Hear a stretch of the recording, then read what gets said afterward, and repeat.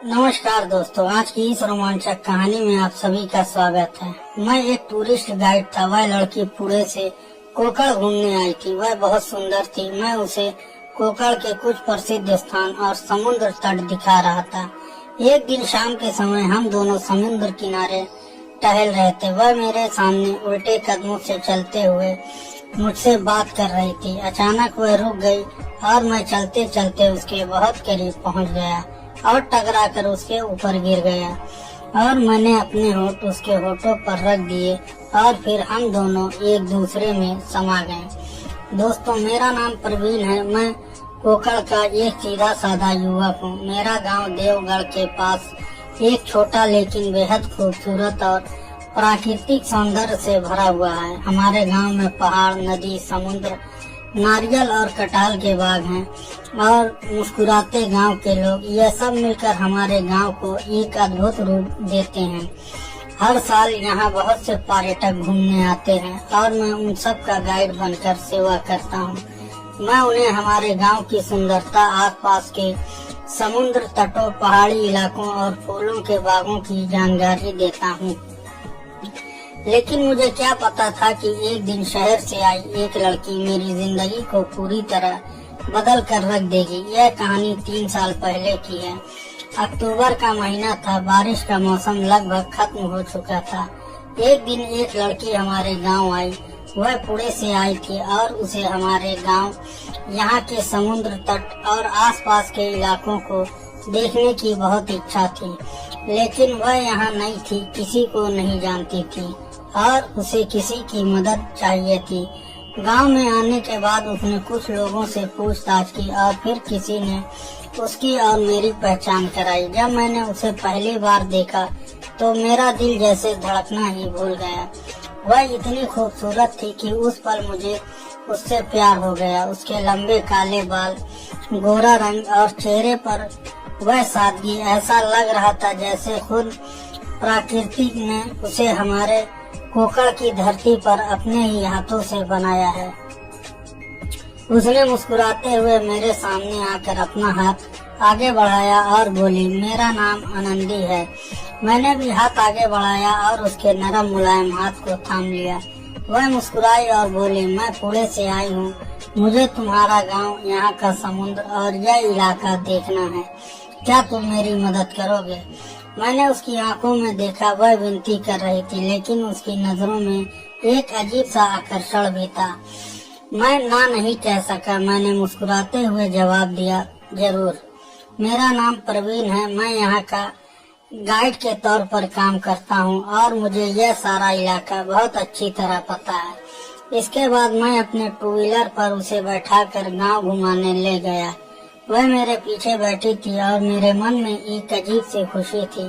मैंने उसे हरण बंदरगाह, तारकली बीच और अंबोली घाट जैसी कई जगह दिखाई। वह हर चीज बहुत ध्यान से सुनती और जब मैं उसे कुछ बताता तो वह मेरी आंखों में गहराई से देखती। कभी कभी मैं थोड़ा झिझकता, लेकिन अपने पेशे की वजह से खुद को संभाल लेता। धीरे धीरे हमारे बीच बातों का सिलसिला बढ़ता गया। हंसी मजाक, छोटी छोटी छेड़खानियाँ और एक अनकही समझदारी, उसकी खुली सोच, उसका खिलखिला कर हंसना, यह सब मेरे दिल में उतरता जा रहा था। एक दिन मैं उसे समुद्र किनारे ले गया। दोपहर का समय था। हम दोनों शांत लहरों के सामने बैठ गए। सूरज धीरे धीरे समुद्र के पीछे ढल रहा था और ठंडी हवा उसके खुले बालों से खेल रही थी। उसने अचानक पूछा, प्रवीण, क्या तुमने कभी प्यार किया है? मैंने हल्का मुस्कुरा कर कहा, हाँ, लेकिन थोड़ा अलग सा प्यार। वो हैरान होकर बोली, किससे? मैंने कहा, मैं किसी लड़की से नहीं बल्कि इस प्रकृति से प्यार करता हूँ, इन समुद्र से, इन पहाड़ों से और इस गांव से। यह सुनकर वह कुछ देर मेरी तरफ देखती रही। फिर वह मुस्कुरा कर बोली, तुम्हारी यह बातें बहुत अलग है लेकिन बहुत खूबसूरत है। उस मुस्कान में कुछ तो था, जैसे कोई राज छुपा हो, एहसास। उसी पल मुझे लगा वह मेरे प्यार में पड़ चुकी है। उस रात हम दोनों को यहीं रुकना था, क्योंकि अगले दिन हमें पास के जंगल में घूमने जाना था। हमने सोचा कि रात यहीं किसी होटल में रुकते हैं। मैंने तुरंत कहा हम 2 अलग अलग कमरा ले लेते हैं, लेकिन वह तुरंत बोली नहीं परवीन, मुझे थोड़ा डर लगता है। हम दोनों एक ही कमरे में रहेंगे, मुझे कोई दिक्कत नहीं है। मैंने उसकी आंखों में देखा, उसमें सच में डर था या कुछ और, मैं ये समझ नहीं पा रहा था। मैं मुस्कुराया और कहा ठीक है, जैसा तुम कहो। और फिर हम दोनों इस होटल में एक ही कमरे में चेक इन किया। उस पर मुझे बिल्कुल अंदाजा नहीं था कि वह रात हमारी जिंदगी के लिए सब कुछ बदल देगी। कमरे में पहुंचने के बाद हम दोनों ने थोड़ा आराम किया, सामान रख दिया, कपड़े बदल लिए और फिर नीचे आ गए। होटल के रेस्टोरेंट में हमने साथ में रात का खाना खाया। अब धीरे धीरे रात गहराने लगी थी। आसमान में चांद निकल आया था और उसके आसपास कुछ शर्मीले तारे टिमटिमा रहे थे। मैंने मुस्कुरा कर कहा चलो समुद्र किनारे थोड़ा टहल आते हैं, वहाँ की ठंडी हवा में कुछ देर बैठेंगे। वह तुरंत तैयार हो गई। मैं उसे लेकर समुद्र तट की ओर चल पड़ा। अंधेरा था, लेकिन चांदनी की हल्की रोशनी में समुद्र की लहरें चमक रही थी। पैरों के नीचे गीली रेत, ऊपर आसमान में चांद और आसपास सिर्फ लहरों की आवाज। उस पल पूरी दुनिया मानो रुक सी गई थी। वह मेरे बिल्कुल पास चल रही थी और मुझे ऐसा लग रहा था जैसे मैं किसी खूबसूरत सपने में जी रही हूँ। उसकी हंसी, उसकी चाल, उसके कपड़ों से आती हल्की खुशबू ने उस रात को और भी जादुई बना दिया। हम दोनों बातें करते हुए चलते जा रहे थे कि अचानक हमारे हाथ एक दूसरे से टकरा गए। उस हल्के स्पर्श के बाद हमारे बीच एक अजीब सी गर्माहट पैदा हुई। कुछ पल बाद उसने जानबूझकर मेरा हाथ पकड़ लिया और हल्के स्वर में बोली मुझे थोड़ा डर लग रहा है, इसलिए तुम्हारा हाथ पकड़ रही हूँ। मुझे समझ आ गया कि यह सिर्फ डर नहीं था, बल्कि उसके दिल की गहराई से उठती एक कोमल भावना। हम चलते चलते बहुत दूर निकल गए। रास्ते में वह बोली पुणे जैसे शहर में एक शांत और प्राकृतिक माहौल बहुत कम मिलता है। वहाँ ना समुद्र है ना सुकून, और यहाँ के जैसे प्यारे लोग तो वहाँ बिल्कुल नहीं है।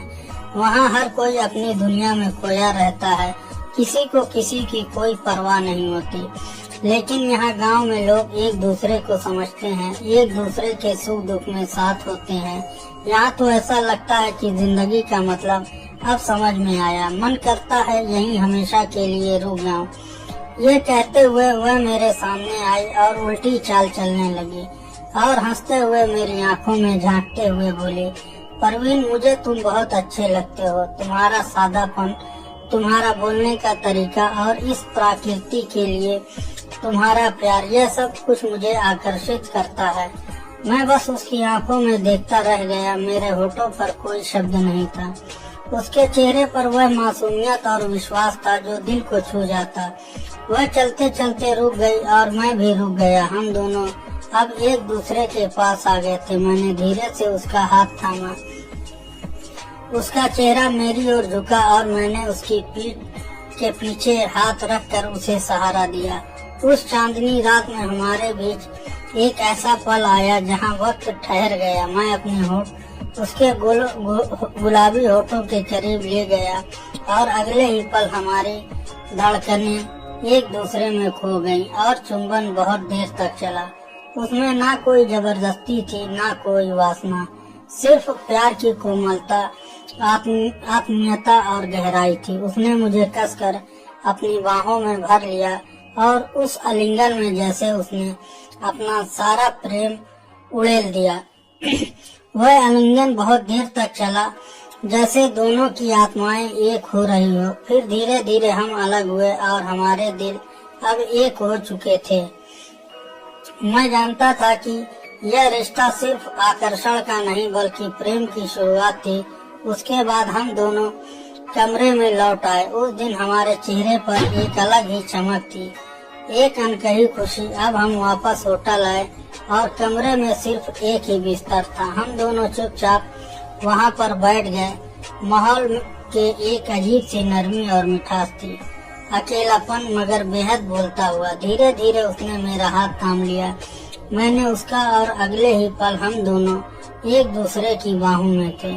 उस रात का हर पल जैसे जादू था, हमारी सांसों का मिलना, दिलों का एक होना और उस शांत रात में प्रेम का साकार होना।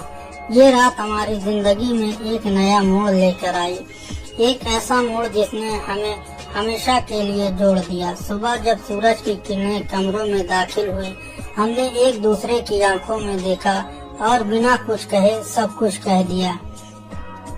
हमने होटल से चेकआउट किया और उस दिन पास के जंगल में घूमने का फैसला किया। वहां पहुंचकर हमें चारों तरफ हरियाली, आम और नारियल के पेड़, पशु और पक्षियों की मधुर आवाजें सुनाई दी।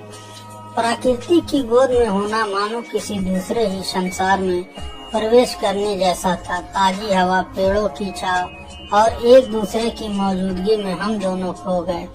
उस दिन हमें एहसास हुआ कि सच्चा प्यार शब्दों से नहीं बल्कि उन पलों में बसता है जो दो दिल एक साथ धड़कते हैं। भाजी, चूड़ा और शरबत, यह सब हम दोनों साथ बैठकर खा पी रहे थे और प्रकृति की खूबसूरती का आनंद ले रहे थे।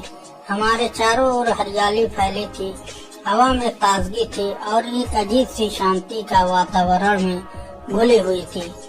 हम आगे बढ़ते हुए और थोड़ी दूर जाकर हमें एक बहुत सुंदर तालाब दिखाई दिया।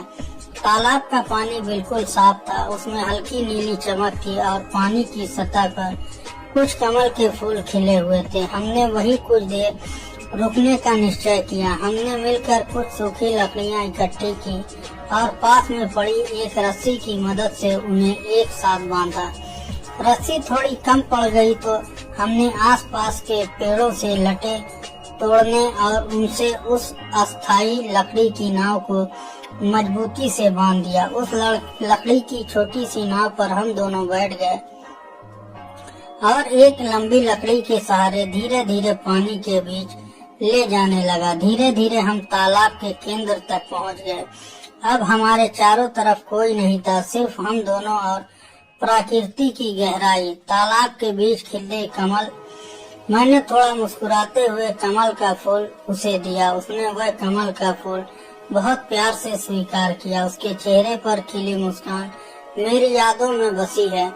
उस शांत पानी में, ठंडी हवा के झोंके में और चांदनी की नर्म रोशनी में हमने एक दूसरे को बाहों में भर लिया और उस पल की पवित्रता में हमने अपने प्रेम का एहसास किया। वह चुंबन, वह आलिंगन, सब कुछ इतना कोमल, इतना सच्चा था कि लगता था मानो वक्त ठहर गया हो। उस दिन हमने तय किया कि अब हमें यहीं रहना है।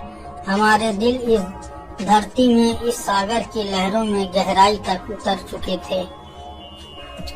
निर्मल, शांत, ये कुछ दिन किसी सपने से कम नहीं थे। हर रोज नए नए संस्थानों की सैर करने जाते, कभी समुद्र की लहरों, कभी पहाड़ियों पर चढ़ते, कभी रास्ता भटक जाते, लेकिन फिर एक दूसरे का हाथ थामे सही राह पर लौट आते। हर शाम जब सूरज ढलता हमारे बीच का प्यार और गहरा हो जाता।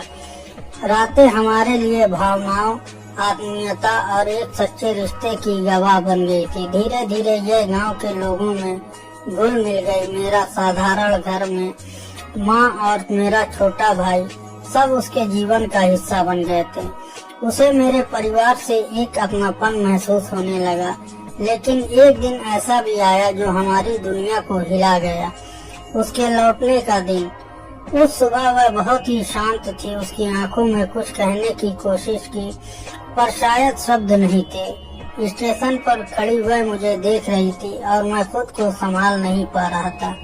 मैंने कहा, आनंदी, जल्दी लौट आना। उसने नम आंखों से मुस्कुराते हुए कहा, परवीन, मैं लौट कर आऊंगी। इस प्रेम कहानी का अंत मैं कभी नहीं होने दूंगी। मैंने उसका हाथ मजबूती से थामते हुए कहा, आनंदी, तुम्हारा प्यार इस जगह की मिट्टी की तरह अटूट है। मैं हमेशा तुम्हारा इंतजार करूंगा। उस दिन उसने जो वादा किया था वो समुद्र की लहरों जितना सच्चा था। कुछ महीनों बाद मुझे पता चला कि उसके घर वालों ने उसका रिश्ता कहीं और तय कर दिया है। मेरा दिल बैठ गया, लेकिन मेरे मन में विश्वास था। और फिर एक दिन वह सचमुच लौट आई। वह वही मुस्कान, वही आंखें, लेकिन अब उनमें आंसू थे। वह मेरे सामने आकर बोली, मेरा दिल यहीं अटक जाता है प्रवीण, मैं किसी और की नहीं हो सकती। मैंने उसे धीरे से समझाया, आनंदी, अगर तेरे माँ पिताजी राजी नहीं है तो हमें उनका सम्मान करना चाहिए। सच्चा प्यार अधिकार नहीं मांगता, समझ और धैर्य मांगता है। इतने में उसके माँ बाप भी उसे ढूंढते हुए हमारे गांव आ गए। उन्होंने हमारी कहानी सुनी, मेरे स्वभाव और मेरे घर की सादगी देखी और धीरे धीरे उनका दिल भी पिघल गया। उन्होंने कहा कि अगर तुम्हें सच में एक दूसरे से प्यार है तो हमें कोई आपत्ति नहीं। फिर कुछ दिन बाद में हमारा विवाह हुआ, पूरे गांव में आशीर्वाद और खुशियों के साथ। वह दिन मेरे जीवन का सबसे सुंदर दिन था, सच्चा प्यार और साथ। अब आज भी हर शनिवार और रविवार को हम दोनों समुद्र किनारे अपने छोटे से घर के पास वाले तालाब तक सैर के लिए जाते हैं। वही पुराने रास्ते, वही जगह और वही बीते पल। जब हम उन्हें याद करते हैं तो आंखें नम हो जाती है।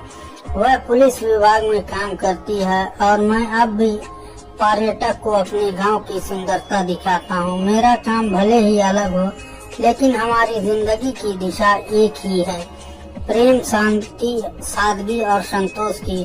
क्योंकि सच्चा प्रेम नियति की तरह होता है। यह सब कुछ किस तरफ जाएगा कोई नहीं जानता। यह एक अनजान सफर, एक अजनबी चेहरा और कुछ लम्हों में एक रिश्ता, यही असली प्रेम कहानी होती है।